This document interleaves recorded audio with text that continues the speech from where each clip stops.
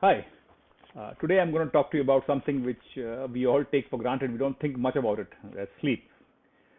Do you know that a vast majority of the world's population is sleep deprived due to work pressure, study pressure, social factors? Whenever there's any problem, whenever there's any extra thing to be done, the first thing we compromise is on sleep, not realizing how important sleep is to health. We don't really know. Most of us don't really know how important, how really important sleep is. What are the benefits of a good night's sleep, good night's sleep.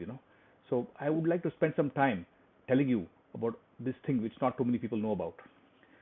The first thing is when you sleep is when the body repairs all the damage done. It regenerates, it recovers its strength, recharges its batteries.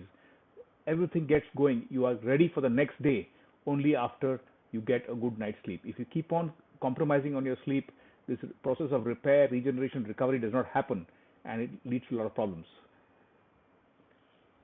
Learning and memory, especially for students, when you study something, only when you go to sleep in the night is when the brain processes all of it and it commits new information to memory through a process called memory consolidation.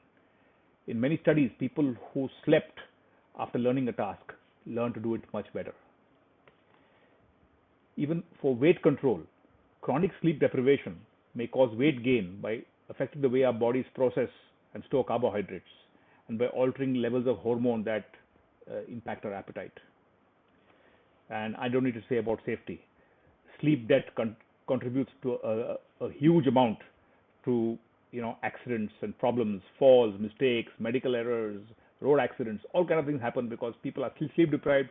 You must have heard stories of people falling asleep at the wheel while driving. Mood. If you don't get enough of sleep, it will result in irritability, impatience, inability to concentrate, and moodiness. Too little sleep can also leave you too tired to do the things that you really want to do. Do you know that sleep also has an effect on your health of your heart? Serious sleep disorders have been linked to hypertension, increased stress hormone levels, and irregular heartbeat. The immune system also is affected by sleep. If you don't get enough sleep, the body's killer cells get affected and they are not able to cope up so well with infection. That's why when you are not well, you need to sleep so that your body is able to become stronger. Keeping up with sleep, incidentally, may also help you fight against cancer. The association between sleep and mental health has been the subject of research for a long time. One study shows that there is a conclusion that there is a link between a lack of sleep and depression. Many studies actually show this. In fact, one even shows lack of sleep being a contributing factor to many deaths by suicide. Needless to say, better athletic performance. If you're an athlete or a runner or whatever, a good night's sleep before the actual game definitely helps you to perform a lot better. So basically, many people unfortunately get by with less than 6 hours of sleep per night, and that leads to problems like weight gain, high blood pressure, and a decrease in the power of the immune system. So then the question is, how much sleep does anybody need? Again, it's individual. A person doing hard manual labor, a person under a lot of stress, a person who's sick, he needs more sleep than others. A rule of thumb is 7 to 8 hours of sleep, 7 to 9 hours actually, is what you need.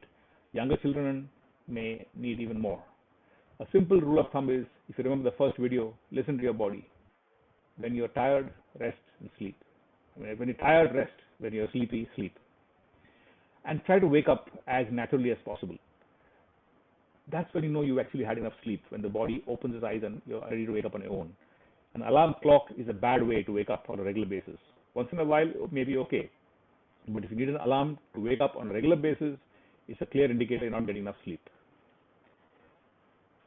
The next thing is, it's important to sleep in a dark room. Bright light inhibits the secretion of melatonin, which is a hormone necessary for getting proper sleep. And needless to say, the room has to be quiet and comfortable, not too hot, not too cold. These are matters of personal preference. But try to avoid electronic stimulation, that is TV or computer screen or phone screen, half an hour before you sleep. The blue light that these devices emit can interfere with your sleep. So, once in a while, like I said, it might be okay to pull an all-nighter or to cut down on your sleep. But doing it on a regular basis is asking for trouble. To quote my grandmother, if you lose one night of sleep, you lose the strength of 7 elephants. It sounds much better in my native Tamil language, but English will have to do for now. You get the idea. Good night.